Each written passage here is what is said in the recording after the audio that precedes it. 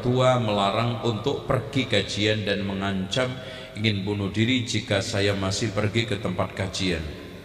Ya biarin, karena dia telah melakukan perbuatan mungkar. Makanya Sa'ad bin Abi Waqqas ketika diancam ibunya yang mau bunuh diri, sama, Masya Allah, ternyata Anda seperti Sa'ad bin Abi Waqqas. Jadi ibunya mengancam akan mogok makan sampai dia masuk kembali ke kafir. Sa'ad, saya dengar nabimu menyuruh untuk birrul walidain, berbuat baik kepada orang tua. Orang tuamu saya sekarang menyuruh kamu murtad, keluar dari Islam. Kalau enggak, saya akan tidak makan selamanya sampai mati. Tuh, hari kedua, ketiga sudah mulai pingsan. Dibisikin ibunda, seandainya ibunda punya nyawa 100 keluar masuk, padahal cuma 1 dia nyawa, saya tidak akan keluar dari agamanya Nabi Muhammad SAW. Langsung ibunya melek, aduh, daripada mati bener mendingan gue makan. Loh, kan gitu. Ternyata sikap tegas, sopan, tegas, bukan marah, keras, menjadikan sesuatu yang di luar dugaan kita terjadi. Makanya Pak, saya sering katakan dakwah itu kewajiban menyampaikan. Nalar kita kadang-kadang nggak nyampe. Ada sebagian dai kadang-kadang ditakutin oleh siluman ancaman manusia. Itu namanya siluman. Wow, jangan-jangan kalau nanti menyampaikan tahlilan bid'ah begini, kalau menyampaikan maulid bid'ah begini. Loh, kalau ada kenapa? Kan resiko dakwah. Sampai ada sebagian dai sunnah tidak mau mengatakan maulid itu bid'ah, kadang-kadang ya bertentangan dengan sunnah. Loh, kenapa? Hati di tangan Allah Mas, bukan di tangan antum. Lihat Sa'ad bin Abi Waqqas, tantangannya berat, ancamannya di depan mata, ibunya antara hidup dan mati, tapi demi Allah, karena Allah akan balik semuanya itu. Seperti yang terjadi pada Abu Hurairah. Abu Hurairah sudah putus asa Pak, diancam gak boleh masuk rumah sama ibunya, sampai datang kepada Rasulullah ngadu, ya Rasulullah, doakan ibu saya masuk Islam. Oh itu. Lalu menyuruh saya untuk pergi mengaji di tempat ustadz yang belum mengenal sunnah. Ya pergi aja, tapi belok muka.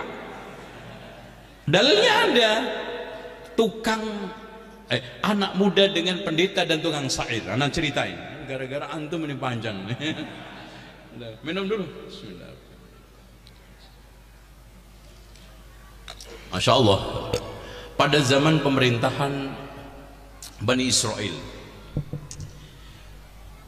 ini kemungkinan besar adalah Kaisar Romawi. Jadi seorang raja bengis dan memelihara tukang sihir yang sangat jago-jago. Akhirnya di antara salah satu senior tukang syair ini sihirnya mau mati. Bilang kepada tuan raja, kalau tuan pengen ada kader saya, karena sebentar lagi saya meninggal dunia. Dia dibisikin oleh ifritnya, mau mati itu tahu dia. Maka carikan pemuda yang cerdik, cerdas, piawai, saya akan ajarkan sihir. Akhirnya dicari ke seluruh negeri, ketemulah anak muda tuh. Kemudian dimulailah pengajaran sihir. Ini sihirnya. Nah, di tengah perjalanan dari rumah menuju ke rumahnya tukang sihir itu ngelewatin Ustadz Kristen. Ustadz Kristen ya. Ya kalau pandito itu rohib. Akhirnya dia dengar, kok enak ajarannya. Bagus. Akhirnya sesekali ngaji, sekali datang tukang sihir. Sihir. Akhirnya terlambat. Kamu terlambat dari mana? Iya, Syekh tukang sihir maksudnya kan gitu. Tadi saya itu mampir ke salah satu pengajian. Kurang ajar ya kamu. Awas, lain kali diancam pokoknya. Kadang-kadang dia pulang terlambat karena mampir ke ustadz itu. Akhirnya ke rumah, dari mana kamu terlambat? Biasanya nggak jam sekian. Kalau dulu ditelepon mungkin ada WA di WA sama tukang sayurnya. Cuman saya nggak ada WA kan gitu. Akhirnya Pak, ya Bapak, saya tadi itu mampir ke tukang sihir. Ini tuh ustadz, bagus sekali pengajar, langsung digebukin sama bapaknya. Kamu macem-macem mau jadi orang hebat nggak? Dah linear, sihir-sihir gitu. Kan zaman linear kan gitu. Jadi kalau S1-nya fikih, S2 fikih kan gitu, S3 linear juga. Harus linear biar nanti dapat sertifikasi kan gitu. Oh marah, akhirnya apa? Ngadu sama sang rahib. Syekh, saya gimana menghadapi tantangan? Udah gini aja, kalau kamu terlambat datang ke tukang sihir, bilang ada kerjaan di rumah bapak. Kalau kamu terlambat pulang ke rumah, bilang ada sesuatu PR di tukang sihir. Lolos. Akhirnya Allah berikan karomah, bukan dari tukang sihir, tapi karena belajar Islam. Masya Allah. Akhirnya dia menjadi orang hebat. Orang yang diobatin buta aja Pak, dipegang itu matanya jadi bisa melek. Oh Masya Allah, kayak ningsih itu kan gitu. Antum udah datang kan? Tuh, parah. Nah akhirnya terkenal. Akhirnya di Indonesia salah satu penasihat raja yang buta berobat ke seorang tersebut, sembuh. Oh Masya Allah, kamu kok bisa melek? Katanya raja. Dari mana? Iya Tuan Raja, di sana ada seorang rohib yang bagus bersama muridnya, tukang pinter ngobatin sampai saya bisa melek. Terus sembuh karena siapa? Saya sembuh karena Allah. Ada Allah selain saya, kata sang rajanya, karena rata-rata raja dulu tuh ngaku Tuhan.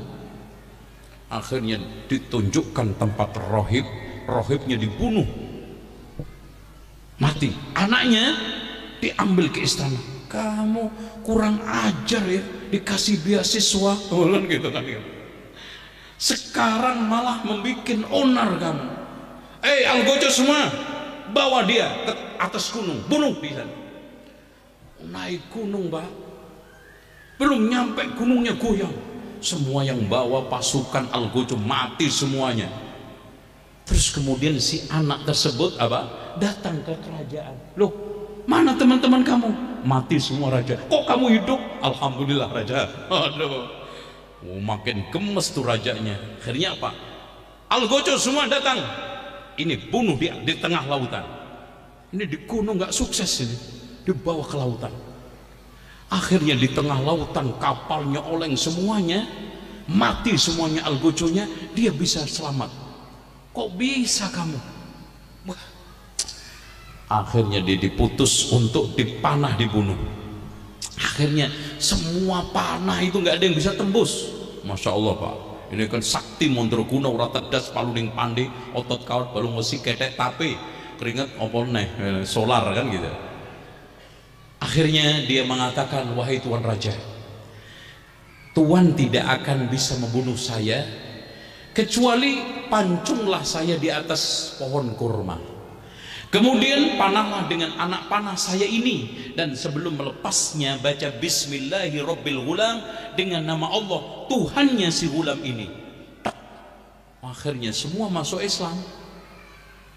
Itu mati dia. Alhamdulillah, Allahu Akbar, rajanya masuk Islam katanya kan gitu. Katanya sang penasihat, Tuan Raja, yang engkau takutkan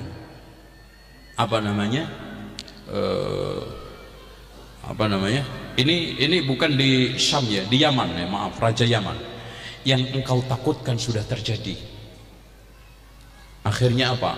Semua rakyatnya masuk agama Kristen berkat anak gulam ini ya. Akhirnya para raja marah, pokoknya semua rakyat saya harus kembali lagi masuk agama Yahudi saya. Tapi Tuhannya dia, kan kurang ajar. Agamanya Yahudi, Tuhannya dia.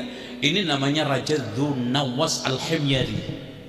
Akhirnya Pak, dia bikin ukhdud, parit yang diisi api. Makanya Allah turunkan ayat was-sama'i dzatil buruj. Ya, qutila ashabul ukhdud, bukan udud. Kalau itu udud, nah itu gudang haram itu ya. Akhirnya disolin dalam sehari kurang lebih 70.000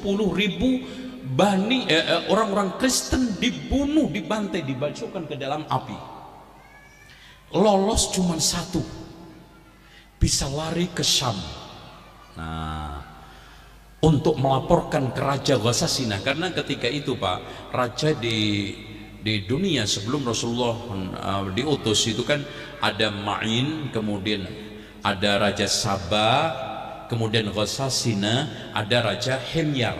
Himyar ini Yaman, kaumnya Tuba. Kalau Raja